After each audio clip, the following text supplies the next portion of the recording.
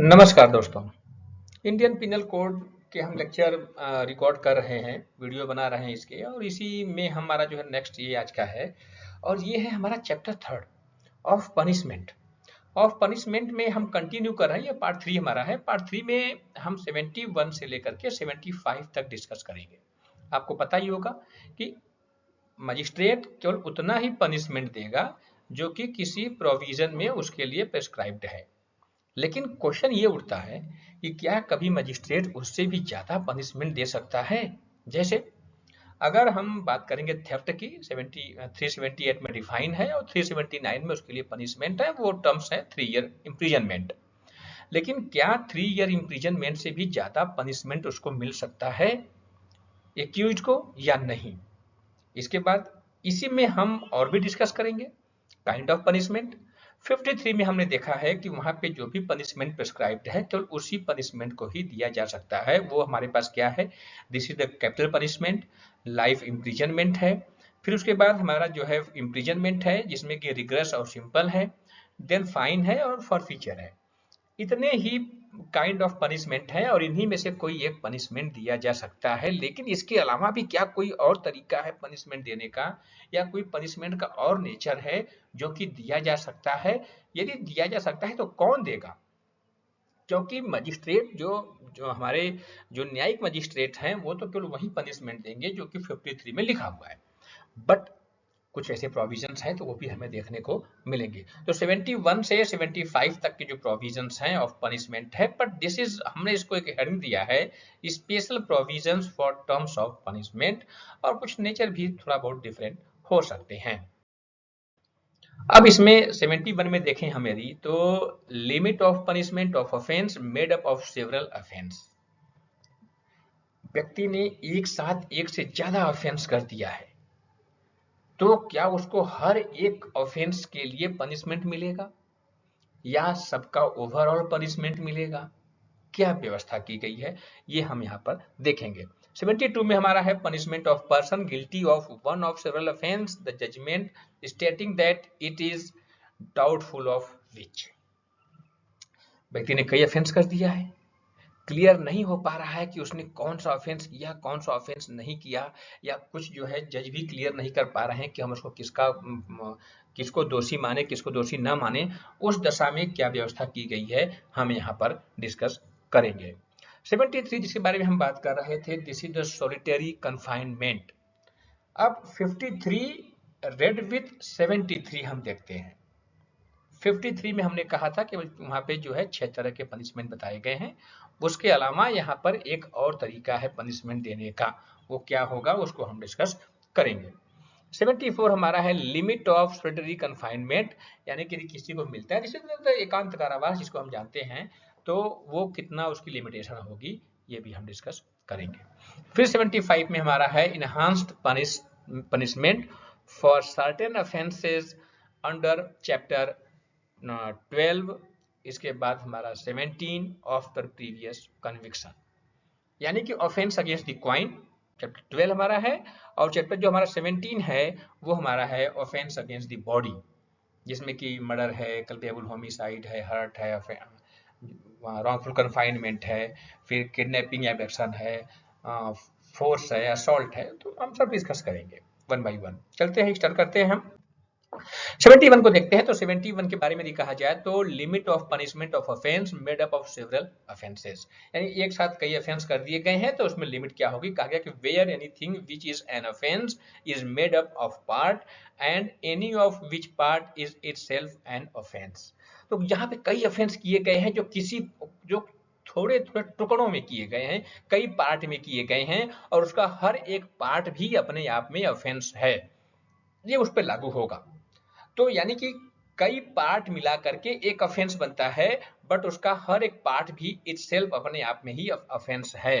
तब कहा गया है कि the offender shall not be punished with the punishment of more than one of such his offences unless it be so expressly provided.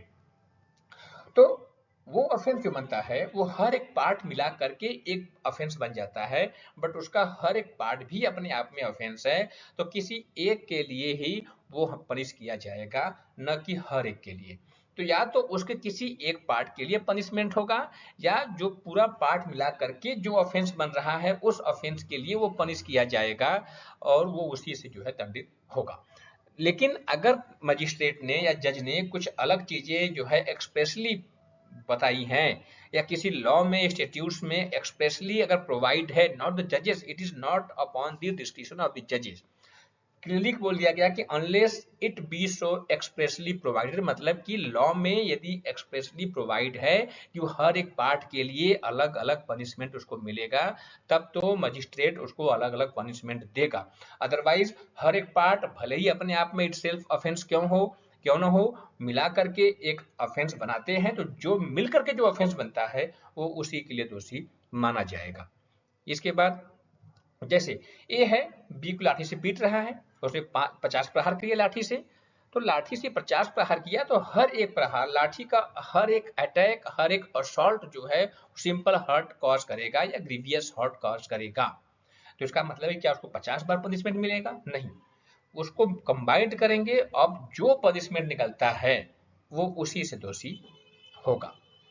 इसके बाद से हम आते हैं कि where anything is an offence falling within 2 or more separate definition of any law in force for the time being by which offences are defined or punished. यहाँ दो provision है, दोनों में बात पढ़ लेते हैं पहले। और where several act of which one or more than one would be itself और themselves constitute an offence constitute when combined a different offence. दो बातें कही गई, पर दोनों को समझते हैं कि दोनों हैं क्या ये चीजें। तो पहला कहा गया कि where anything is an offence, तो एक ऐसा एक्ट है जो कि अपने आप में ऑफेंस है, लेकिन वो एक्ट दो अलग अलग प्रोविजंस को अट्रैक्ट कर रहा है, दो अलग अलग सेपरेट डेफिनेशन को अट्रैक्ट कर रहा है, और दोनों के तहत जो है पनिशेबल है। तो एक ही एक्ट है, दो धाराओं को अट्रैक्ट कर रहा है, दोनों धाराओं में वो पनिशेबल है। दूसरा कह रहा है कि वेयर सेवरल एक्ट, यानी एक से ज्यादा एक्ट की बात करता है। पहले वाले में केवल एक एक्ट था, वेयर एनीथिंग केवल एक बातें थी, वो एक से अधिक धाराओं में आ रहा था। अब यहाँ पर एक से अधिक एक्ट है, और वो एक से अधिक एक्ट जो है of which one or more than one would by itself और देमसेल्फ, तो उसमें से हर एक एक्ट अकेले या कुछ एक्ट के साथ मिल करके ऑफेंस कॉन्स्टिट्यूट कर रहे हैं। तब अब ऐसी दशा में क्या होगा? तो कहा गया है कि the offender shall not be punished with more civil punishment, हाँ, तो with a more severe punishment than the court which tries him could aware for any one of such offences. तो अब यहाँ पर जो अथॉरिटीज है कोर्ट की, उसके आधार पे पनिशमेंट उसको मिलेगा।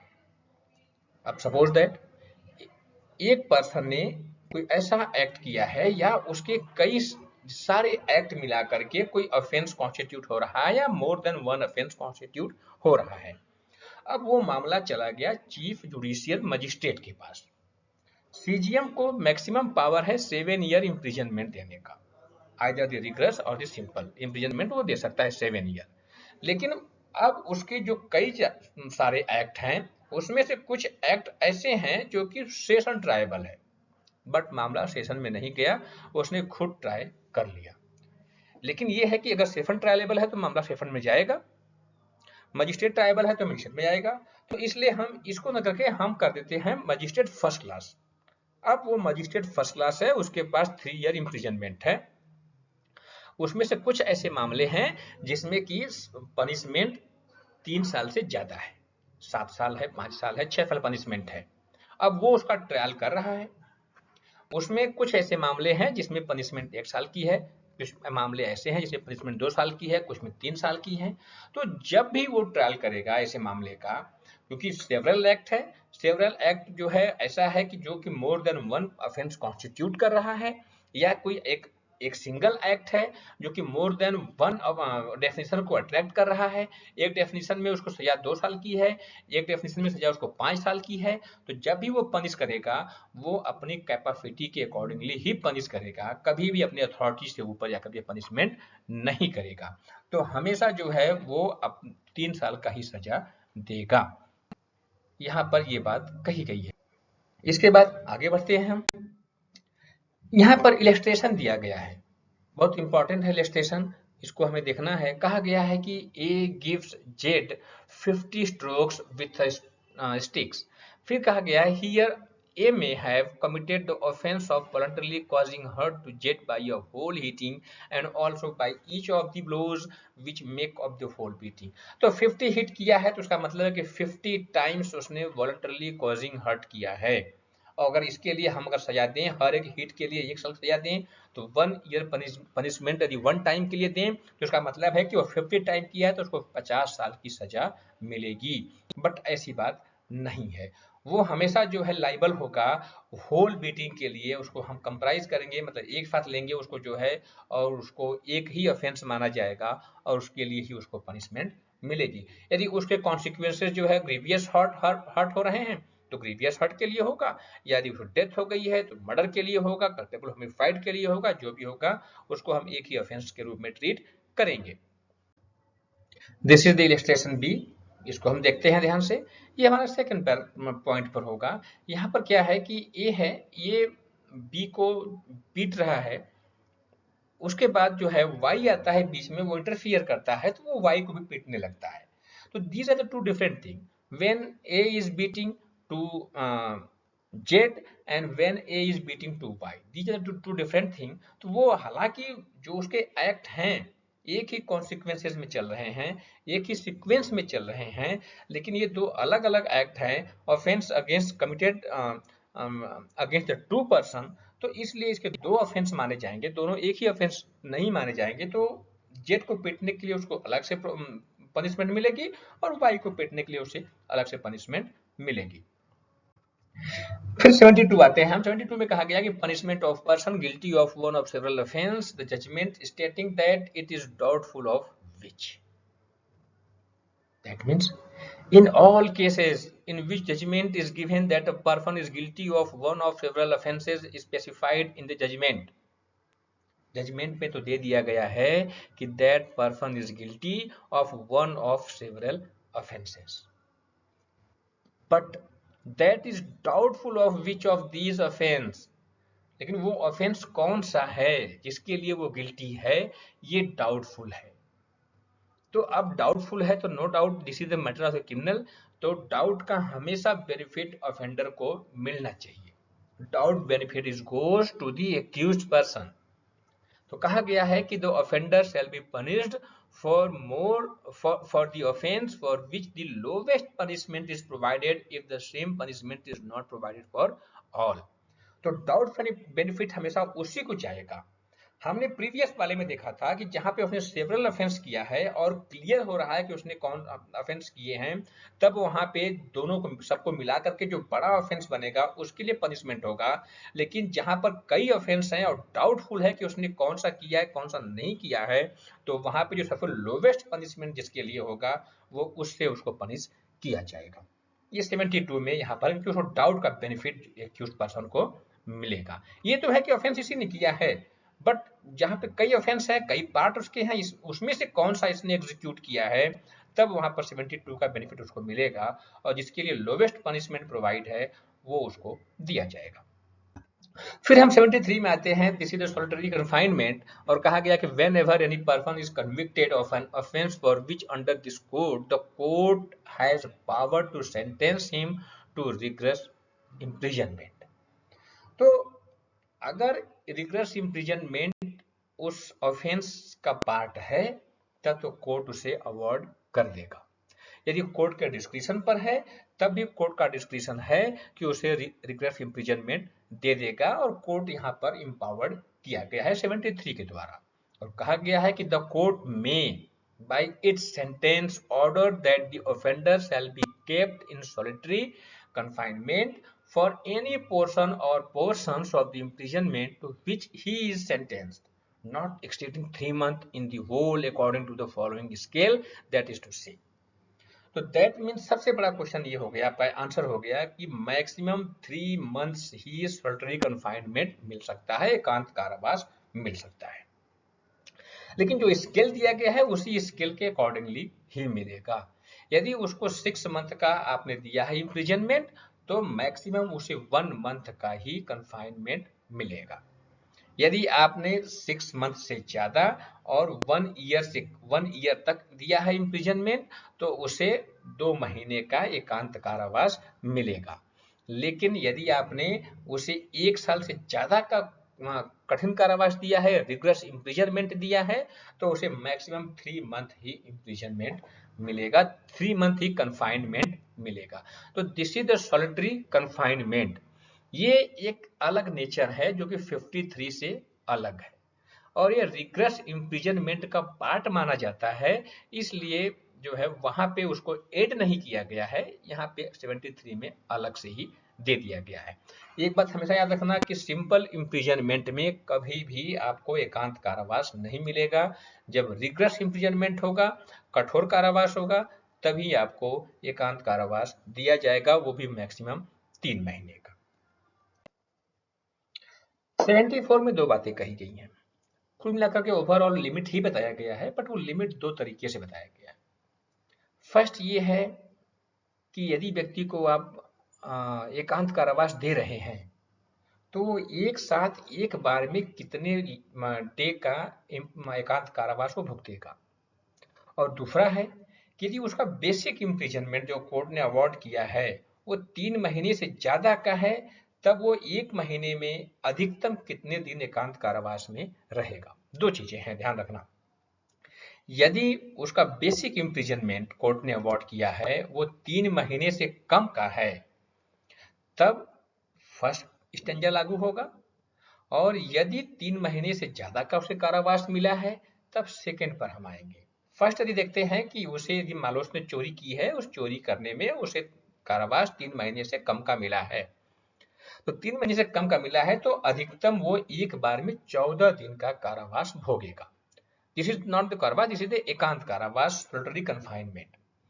तो जहां पर उसका बेसिक इम्प्रिजनमेंट 3 महीने से कम का है या 3 महीने तक का है, तब वो 1 महीने में अधिकतम 14 दिन का ही एकांत कारावास भोगेगा, और उतना ही समय का इंटरवल भी बीच में लगेगा। उसके बाद ही जो बचा हुआ टाइम है वो उसे भोगेगा।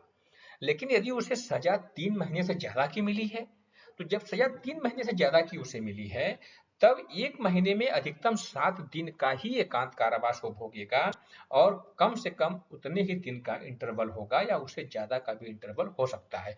लेकिन हमेशा कहा गया कि the solitary confinement shall not exceed 7 days in any 1 month of the whole imprisonment awarded.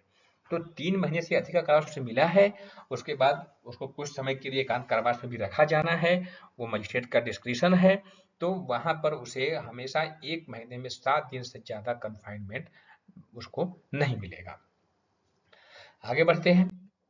75 कह रहा है enhanced punishment for certain offences under chapter 12 and under chapter 17 of the previous conviction. तो हमने कहा है कि ऑफेंस हमारे यहाँ वेल डिफाइंड है, आपके एक्ट वेल डिफाइंड है, और कौन से प्रोविजन अट्रैक्ट हो रहे हैं, उसमें कितना पनिशमेंट मिला है, उतना ही पनिशमेंट आपको मिलेगा, उससे ज़्यादा नहीं मिलेगा। बट 75 एक ऐसे प्रोविजन बता रहा है कि आपको उससे भी ज़्यादा पनिशमेंट दे सकता है मजिस्ट्रेट, और वो क्या सर्कमस्टांसेस होंगी वो 75 में यहाँ पे दिया गया है। तो कहा गया कि whoever having been convicted by a court in India of an offence punishable under chapter 12 and chapter 17 of this code with imprisonment of further description for a term of 3 years or upwards। तो first of all 3 condition follow होनी चाहिए कि आपको Indian court ने पहले ही आपको punish कर दिया हो, और आपने जो ऑफेंस पहले किया हो वो ऑफेंस चैप्टर 12 में और चैप्टर 17 में आने चाहिए, और आपको प्रीवियस कन्विक्शन एक ऐसे मामले में मिला हो जिसमें कि 3 साल या उससे अधिक के कारावास की सजा रही हो। 3 इंग्रेडिएंट यहाँ पर लागू होने चाहिए। पहले एक ऐसा व्यक्ति है कि जो किसी ऑफेंस में एक्यूज्ड है, लेकिन वो पहले भी चैप्टर 12 यानी कि ऑफेंस अगेंस्ट द क्वाइन और chapter 17 offence against the body में वो पहले भी एक मामले में दोषी हो चुका है। जिस मामले में दोषी हुआ था उसमें सजा 3 साल या उससे ज्यादा की थी और इंडियन कोर्ट ने उसे कन्विक्ट किया है। उसे कितना पनिशमेंट मिला है ये मैटर नहीं करता है। मैटर क्या करता है कि जिस मामले में वो दोषी करार किया गया है वो ऐसा मामला था कि उसमें पनिशमेंट 3 ईयर या मोर देन 3 ईयर का होना चाहिए। और कह रहा है कि that person again found guilty of any offence punishable under either of those chapter with like imprisonment for the like term then. तो दैट मीन्स अब वो दोबारा उसने फिर ऑफेंस कर दिया है, उसी चैप्टर के अधीन ऑफेंस किया है, offence against the coin, offence against the body, और उसी तरह के मामले में उसने ऑफेंस किया है जिसमें पनिशमेंट 3 साल या उससे ज्यादा की रही हो। तब उसमें क्या होगा, तब उसमें कहा गया है कि the person shall be subject to every such subsequent offense to imprisonment for life or to imprisonment of either description for a term which may extend to 10 year। तो अब उसने थेफ्ट किया था पहले, उसको थेफ्ट में 3 साल की सजा है और मजिस्ट्रेट ने उसे 2 साल का कारावास दे दिया था। दोबारा वो फिर थेफ्ट में आ गया, चोरी के मामले में दोबारा वो फिर अरेस्ट हुआ और फिर दोषी साबित हो गया, इसमें भी सजा 3 साल की है। तो अब उसे या तो आजीवन कारावास मिलेगा या उसे लगभग 10 साल तक की सजा हो सकती है, ये मजिस्ट्रेट के डिस्क्रिप्शन पे है। तो चोरी के मामले में जो मैक्सिमम पनिशमेंट वहां पे था अब उसका कोई वैल्यू नहीं रहेगा, अब ये टर्म्स हमारा लागू हो जाएगा। तो यही 75 एक ऐसी चीजें हैं कि जो है इनहांस पनिशमेंट की बात करता है। आगे बढ़ते हैं। हाँ, तो हमारा ये प्रोविजन सब यही समाप्त होता है। हम जो नेक्स्ट डिस्कस करेंगे वो हमारा चैप्टर 4 होगा, दिस इज जनरल एक्सेप्शन। बहुत इंपॉर्टेंट है दोस्तों, इसको हम अच्छे से डिस्कस करेंगे। थैंक यू, धन्यवाद।